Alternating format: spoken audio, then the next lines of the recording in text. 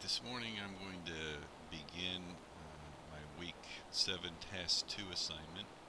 The Week 7 Task 2 assignment, as outlined in our syllabus, was that we are to write a memo to help as the technology plan for the next 3 years is written for our school, and the memo is to address um, new and creative ideas on how to encourage the integration of quality online courses to three specific contingencies, constituencies, I should say: teachers, students, and parents. And the principal would like a memo with your thoughts about targeting those three groups. And as I was looking at this assignment, I really kind of was looking at it from maybe a different perspective. And the perspective I was looking at was I understood how implementation takes place at the school level with teachers. But when I was thinking about what students can do to implement, I really couldn't see how they would encourage implementation. So I'm going to approach it from a little different perspective, and I'm going to look at it in terms of how students can influence the design of the online courses, how they can be advocates towards the courses that are being offered, and how they can bring to light to the district or to the school those kinds of things that students are demanding, or those kinds of things that are wanting. So we're going to kind of look at it from that perspective instead of the implementation part. And then I'm also going to look at, in terms of parents, what do parents desire, what do parents want for their students, and how could they influence the development of the technology plan to support, one, their students, and allowing their students to achieve and reach the things that they need, and of course, as with most things in life and schools, um, making sure that for their tax dollars they're getting the very best that they can for their students in the classroom. And I think that's really a key aspect for any parent to want to make sure that that's where we're going. So I'm going to again break this down into the three areas that we're going to address, and I'm going to do teachers, and then students, and also parents. And as I prepare to get ready to do my paper, I'm going to take some side notes on my Word document, and then I'll use that to formulate my final memo. So really what I'm trying to do at this point for the next hour is to simply gather some supporting evidence to develop my plan. And so I'm going to be probably popping back and forth when I find some things that deal with the teachers. I'll include that in my section for teachers. I'll also do the same thing for students and parents. And so as I develop my outline, and I will be cutting and pasting websites and information from the website so I can keep track of where I got the materials, so I can correctly cite all the things that I need to do. I've already done some pre-preparation in getting ready for this assignment, and I've already kind of established the multi-tabs across the top that will help me in the construction of my outline. Read through lots of things, and as you read through so many things, sometimes they kind of get jumbled in your mind, and so I just kind of tried to organize my tabs in sequential order, trying to address the teachers and then the students and then the parents. But again, I'll be popping back and forth as I read through or see something in an article. I'll go back to my notes and add it to my notes. So the first site that I found was really interesting, and this kind of is an all-encompassing. I'm going to be coming back to this particular site frequently. I know that I'll be using this. This is kind of a general, but it talked about visionary administrators. Okay, and when we talk about visionary, we're talking about how to implement. What kinds of things do we need to do to implement uh, technology into the class? And I want to just simply kind of highlight a few things here on this page because um,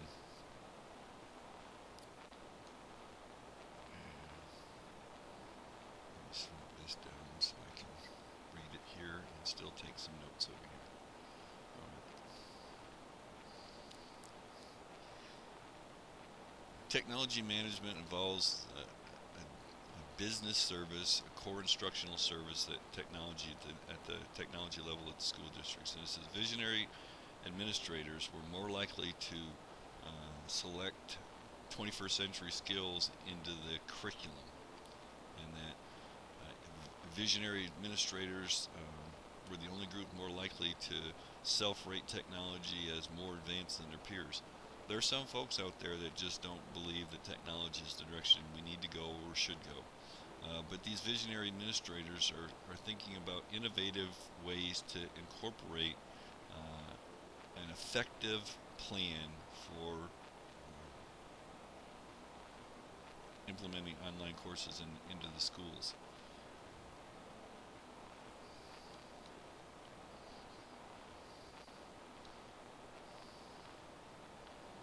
They've done a variety of different surveys, and I'm not going to go into all the details of the survey, but I just wanted to kind of point out what a profile of a visionary administrator, and I think about a visionary administrator as a teacher who's going to administer the online courses as well. So even though it may be the higher ups that make the decision, all the attributes of a visionary administrator really has to be inclusive. Those same attributes have to be part of the teacher who's going to do that. It says while technology professionals comprise over 40% of visionary administrators, visionaries held a variety of important roles as school leaders. They're talking about principals, they're talking about teachers, um, district administrators from different varieties. There's not just a one group chemistry. There's visionaries in rural areas and urban areas and suburbs. Some come from very affluent schools. Some come from Title I schools. 50% of the visionaries actually come from minority populations, and the reason behind that is because online technology is really the direction that'll probably most help those rural areas, those that are in minority populations, because they need more access, they need more availability to the level of education that maybe in the past has been taken away from them. 3 out of 5 participants were females. 84% of visionaries had 4 or more years of experience, and a large number of them have master's degrees. So when it talks about preparing students for the 21st century, there's some realities that we need to look at. And so when we develop this plan, we need to look at some of the realities. So as we lay the foundation for developing this plan, we got to kind of understand the big picture of where the 21st century technology is going. And it says whether schools have prepared students in a dynamic world is open to question. Have we prepared the students to be in the world of technology that we expect them? I don't know. There's not enough research to validate that yet. But we do know that much of the work that's being done and the curriculum that's being done in integrating technology has changed the pedagogy of what we're doing in the classrooms. And so we need to adapt to that. And so one of the things that, as I think about as a teacher,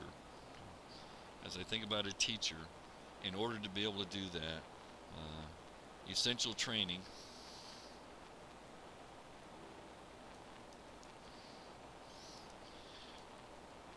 in technology implementation is critical to the success of any online course. And one of the problems that we have for teachers is just that we do not have. I'm just going to expand this up for a moment because I want to make these numbered items.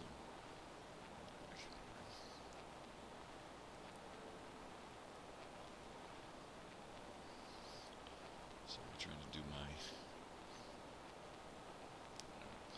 So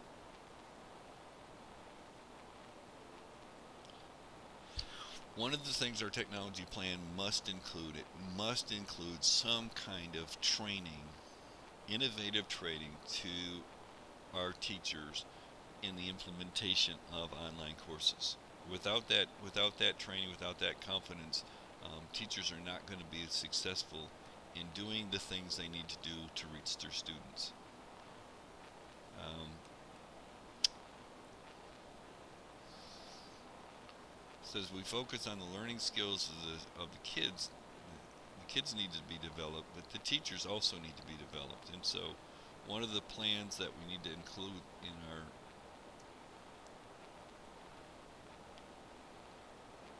teaching aspect is also, I'm going to go ahead and bullet those as well.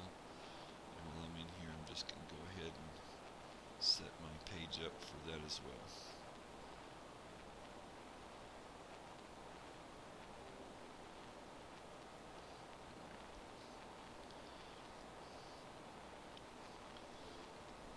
So what we're asking is a challenge that, by definition, visionaries are concerned about the use of technology within instruction, and that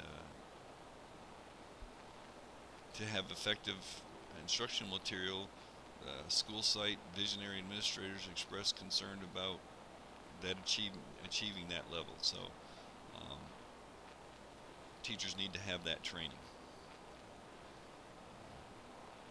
Again, I'm just kind of quickly going through this. I'll be coming back to this. The ultimate 21st century school and what it looks like. The challenges of implementing them, and I'm going to come back to these because there's essential conditions to the integration of that. And down here at the very bottom is really, we want to kind of look at, we talked about skilled personnel. Okay. And it says that, and talking about my first item under the teacher, that everybody has a different readiness level, and it takes time to be proficient. To give teachers more time, she stopped having weekly staff meetings and switched to an email announcement, holding occasional meetings to share best practices. So, an issue that we want to look at is providing more, and not just more time, but I'm going to emphasize more contract time for professional development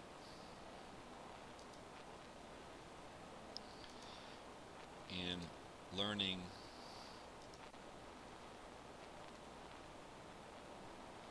to integrate technology into the classroom. And I emphasize contract time because I assure you that as a teacher, when you tell a teacher one more thing and you're going to do this on your own, you're going to do it on the weekends, you're doing it after school, you are not going to get the best product. And so I think that as part of the development of an effective program to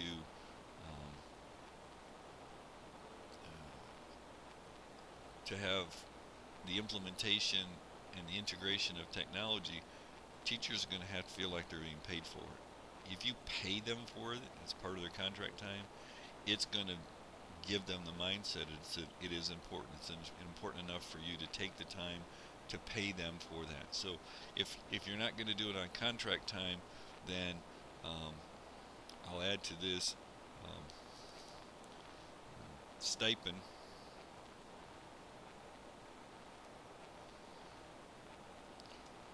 reimbursements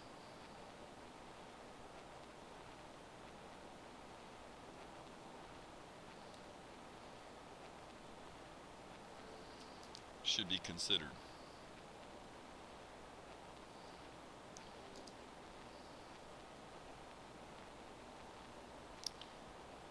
And my brain isn't working with my spelling today, so it's not stipend, it's stipend. I guess I need an E in my reimbursement.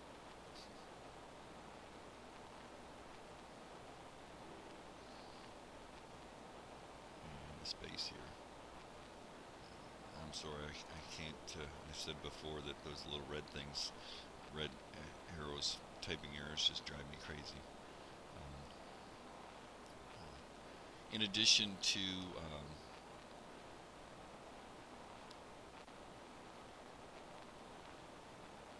to that, it has to have supportive policies, and so uh, the Chicago public school system provides every teacher with a computer in the classroom is beginning requiring teachers to use electronic grade books for attendance. Even reluctant technology users have to log in every day.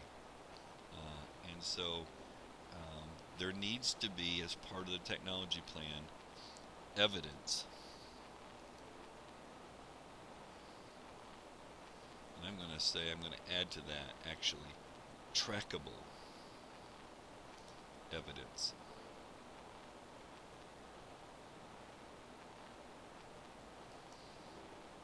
That teachers are working towards proficiency in technology use. Now, I know that sounds like a big brother approach. I know that sounds like, and it's an intimidating thing, but one of the things I learned in my 13 years in the Army is the things that get checked are the things that get done. And if you're not checking what teachers are doing, they're not going to do it. For years, we had requirements to turn in our lesson plans every week and turn in our grade books every 2 weeks to prove that, one, we were writing our lesson plans like we were supposed to, and that we were taking the kind of grades that we were supposed to take to make sure that students were getting a fair evaluation on their report cards. And I didn't like it, but I understood it. And so I just think that there needs to be in our plan, there needs to be a trackable way to show that teachers are actually trying to be a part of the learning process. Without it, any plan that you write is going to be ineffective. I'm going to come back later on to the student-centered learning, and I'll look at that, and when we address the students more. We talked about online learning and the mobile devices and the implementation there, and then the visionary and the future of schools, and here's one we talked about before, and I really like the fact that creating 21st century that supports divergent thinking among students. With student-centered classrooms, open-ended problems, and resources for collaboration, invites digital natives to learn and explore ways that are accustomed to divergent thinking might be used to describe how visionaries approach transforming curriculum into the instruction. And each visionary states, and what I'm going to do here is I'm going to simply highlight this section right here, because I just think that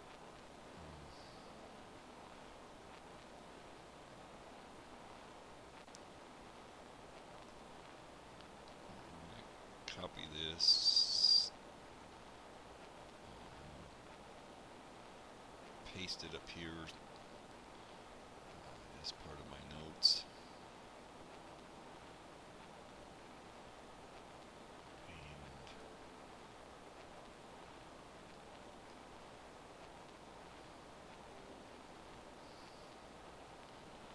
And the reason why I wanted to include this is because I'm not convinced in all cases that we as teachers are very well equipped in using divergent thinking in our classrooms.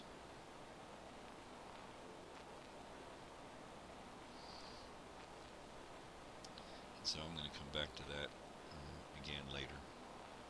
Let me get this out of the way for a moment here.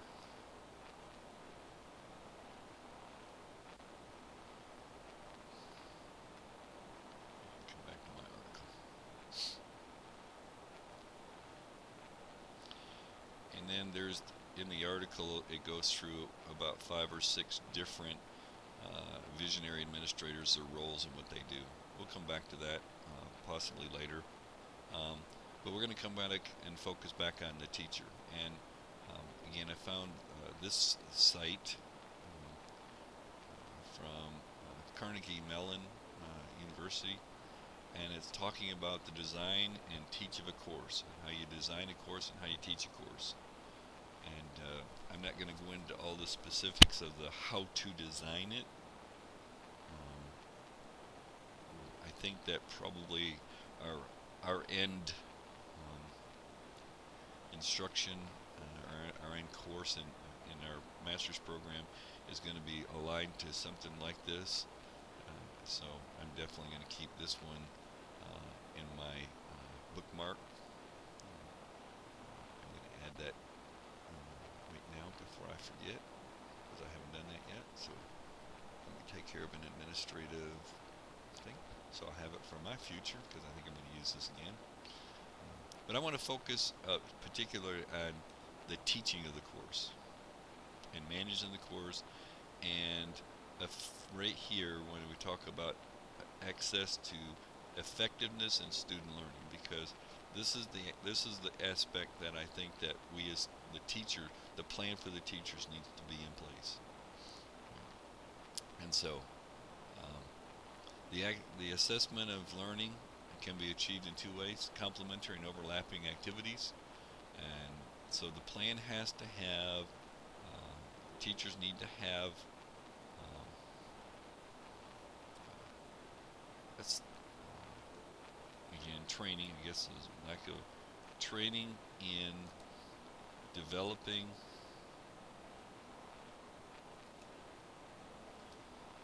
assessments through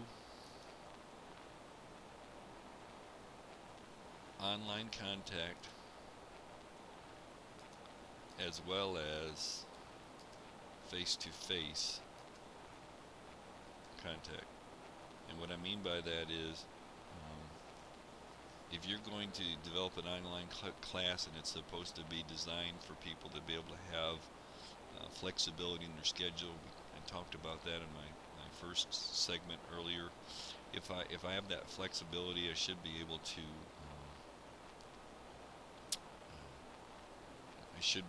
to contact my students without having to have them come in face to face all the time.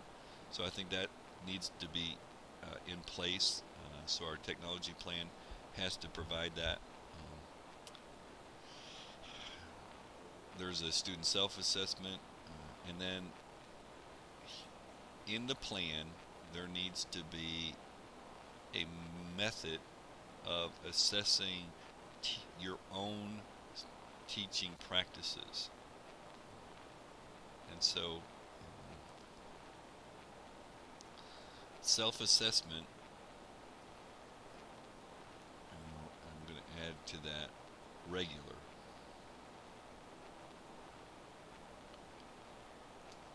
Self-assessment needs to be a part of the technology plan for teachers. And I'm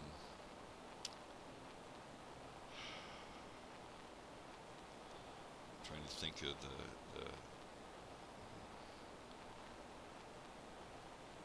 process where someone looks at your self-assessment plan and helps you correct your errors. So and to say, mechanism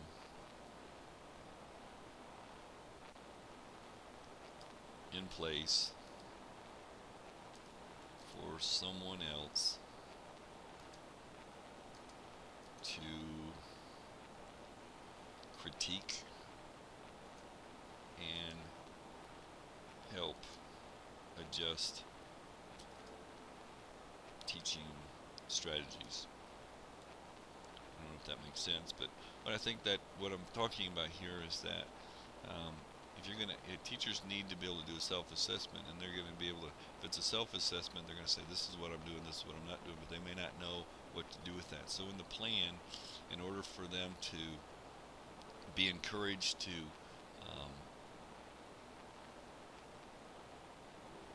be successful with it, I think that they need to. I think they need to be able to do a self-assessment on themselves, and then have someone else evaluate what they're doing. Hope that makes sense. Makes sense to me. So that doesn't really necessarily mean anything, but it does make sense to me.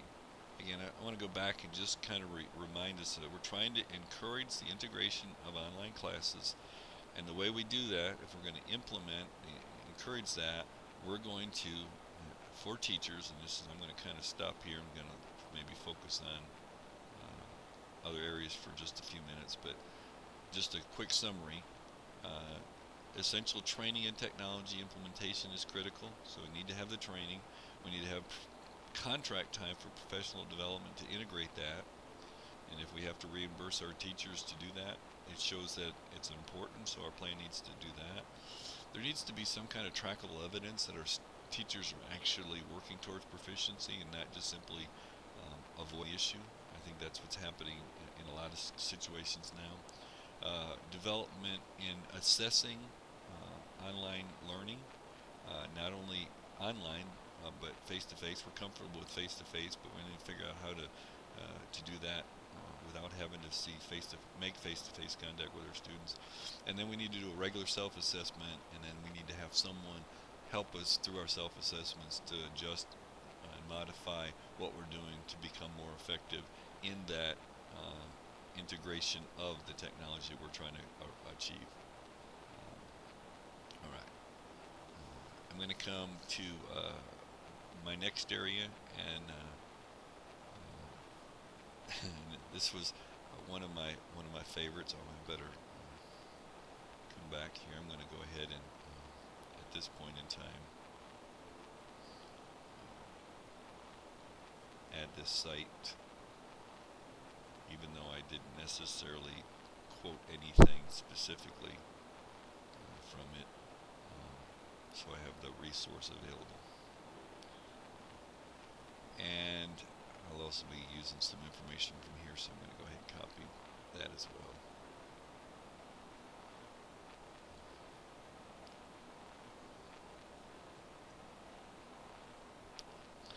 "12 easy ways to use technology in your classroom, even for the technophobic teachers." I kind of like that term, technophobic. And it talked about beginners and what beginners could do to do simple PowerPoint things, complete some written activities, a web quest, and you can find tons of web quests out there. And that, again, not every teacher knows about them or knows how to use them, and certainly doesn't know how to make them up, and web pages and those kinds of things. And I think today most teachers are at least using online grading. I don't know of very many systems that are out there, and then contacting through email. But here's where the training needs to begin. I was talking about the teacher training, and I just really believe that these are the areas, the advanced learner activities. And, take appropriate precautions for internet safety. So I'm going to add one more item to my list.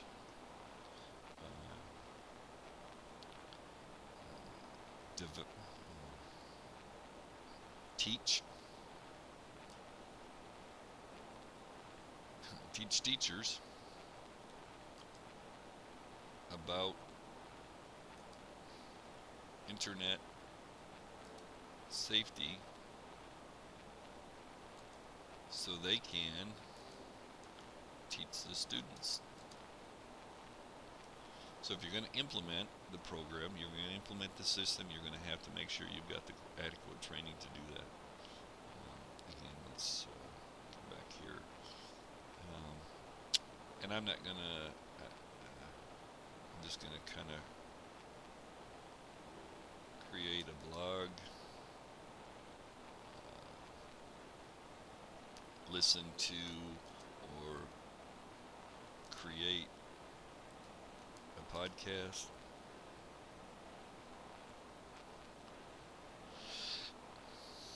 Publish.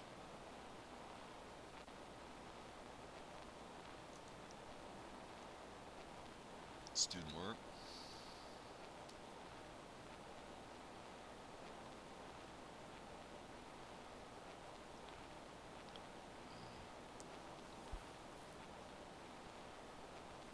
And of course, there's several other ways, but those are just kind of maybe a little bit more. Create a blog or a wiki, I should add that. And most teachers aren't equipped to do that. So, all right, now we're going to kind of change our focus a little bit. We're going to start looking at some student information. And again, I took the approach when I contacted the instructor and said I can't see how students can encourage integration, but they can play a part in on that implementation. And so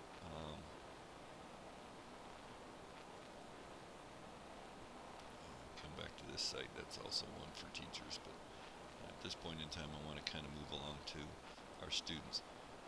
Push continues for local online training options, and I was thinking about the push for online learning needs to take place. Now, where's that push going to come from? And so here's what I was thinking about in terms of students. They can't integrate, but for students in our plan that we're looking at, we should include a student-led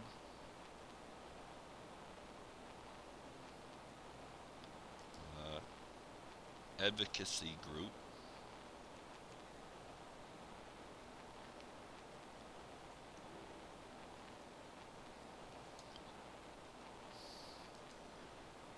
specifically designed to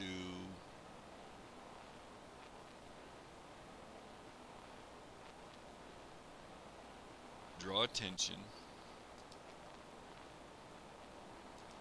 to the district and or schools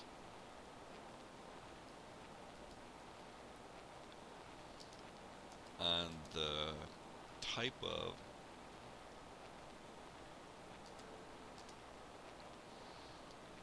online courses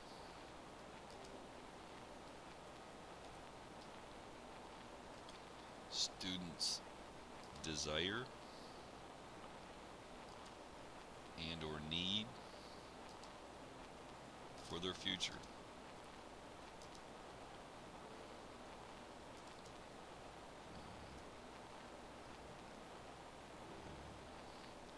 The group will evaluate the quality of the course,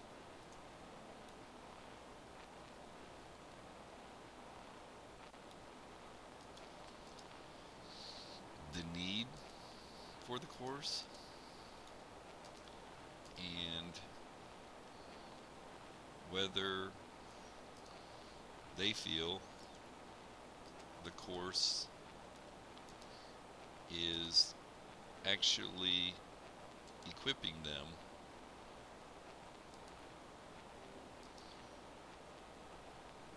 with the tools or knowledge they will need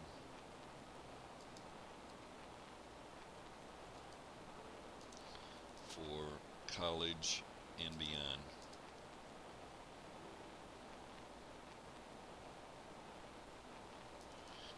I think sometimes when a district set up a course and they'll say, well, that's what I think that they need, and some states require, they mandate that you have to do online courses, but they really never ask the, the students what they want, what they need, what is the most will be the most advantageous for them. So I think a group, a student-led group, can do that. They'll be the pushers of that.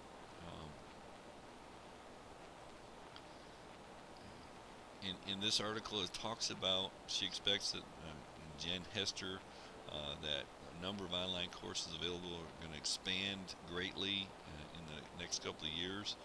Um, the the five years there's a startup cost, and we're not going to go into the money thing. We covered that money thing in the first few videos in this week's lesson. We know there's a cost and there's a startup cost, but once the plan is implemented, classes will be taught by existing teachers from district members, and because online classes look different than traditional classrooms, teachers will receive professional training. Okay, again, that goes back to what I said earlier. The district plan needs to have some professional training that goes along with that. Um,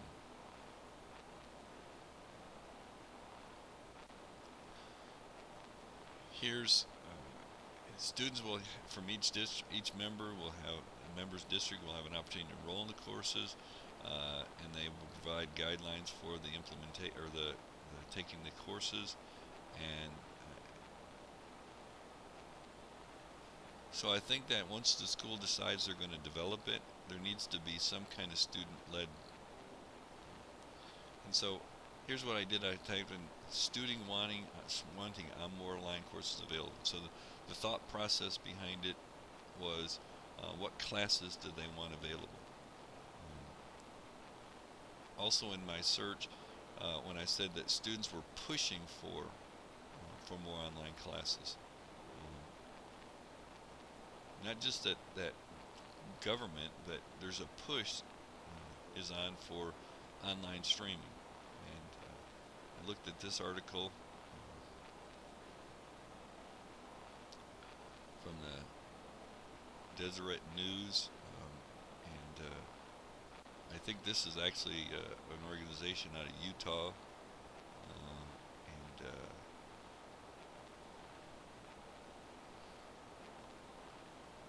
let's see if I can find it again.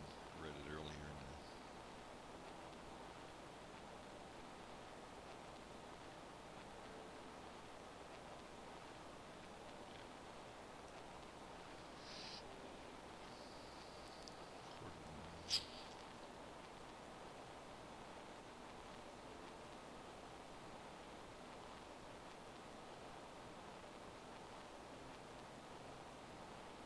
I'm not going to find it, of course.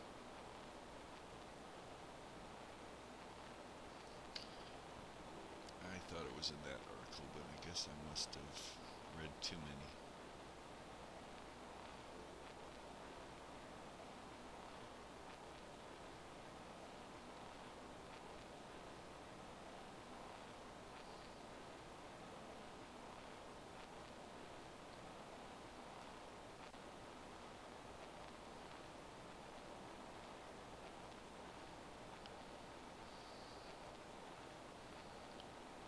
This is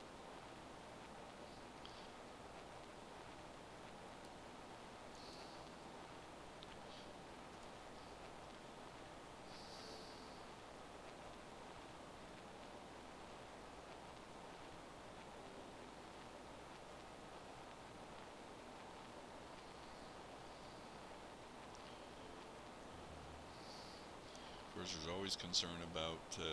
Here's an article, we won't go to it, but I thought the title that online courses are always going to debate whether they're quality, and there's not been any research one way or the other to say they are or they're not any better.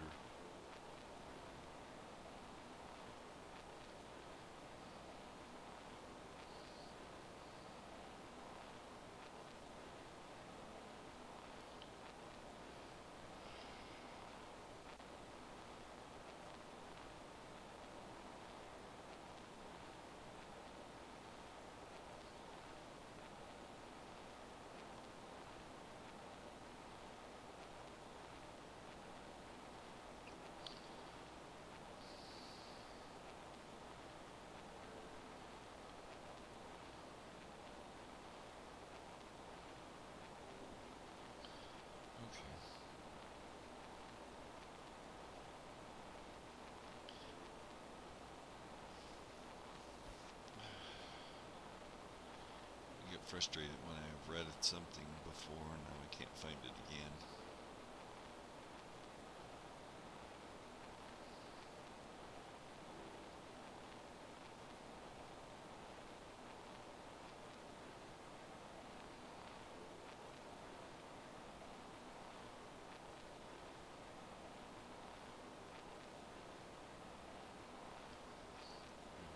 There's a misconception, and I think that I think I'm going to add this to my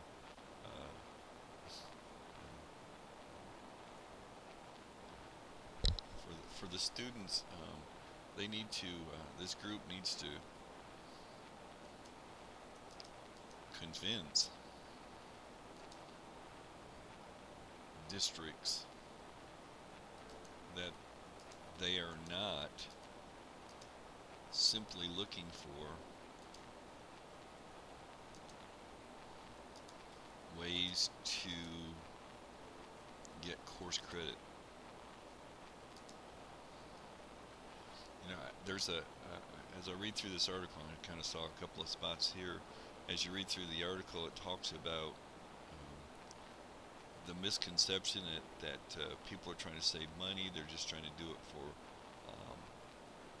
Right here it says, I think many people see online courses as a way to be able to remove a pain point, increase graduation rates, credit recovery, and that's really not what the students are looking for. Now, I think the schools are looking for that, but the students want and are trying to get online courses so that they'll have the kind of courses they need for the future. And so the students really need to kind of to change, if you will, the mindset of some districts who think that online courses are just simply course recovery kinds of things. Students don't care about how much it costs to do an online course. The money part of that is not important to them. They're not focusing on that. But it says here in this article that we can educate more students at a high level with limited resources on online technology, and that technology plays an important part. I'm going to add that to my list of information for my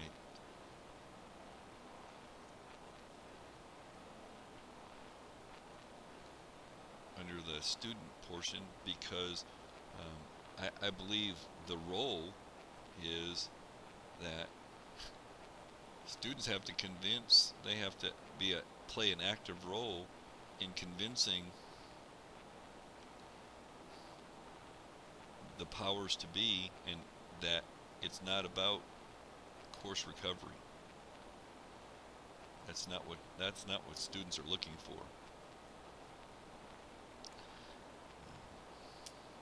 And I'm going to stop now, and I'm going to pick back up in this